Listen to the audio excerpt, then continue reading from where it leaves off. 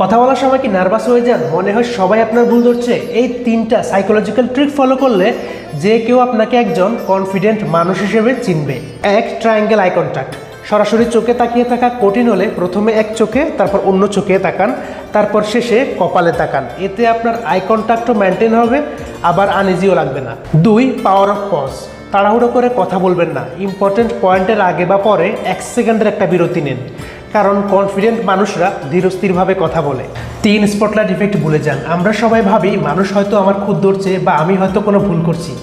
একে বলা হয় স্পটলাইট ইফেক্ট। বিশ্বাস করেন, সত্যিটা হলো মানুষ আপনার ভুলের চেয়ে নিজের কথা নিয়ে বেশি চিন্তিত থাকে। যখনই আপনি বুঝবেন যে আপনাকে জাজ করছে না কেউ, তখন আপনার নার্ভাসনেস অর্ধেক কমে যাবে। এই ট্রিকগুলো ট্রাই করে দেখুন। ভিডিওটা সেভ করে রাখুন যাতে ভুলে না যান। এমন আরও ভিডিও পেতে আমার আইডিটা ফলো দিয়ে রাখুন।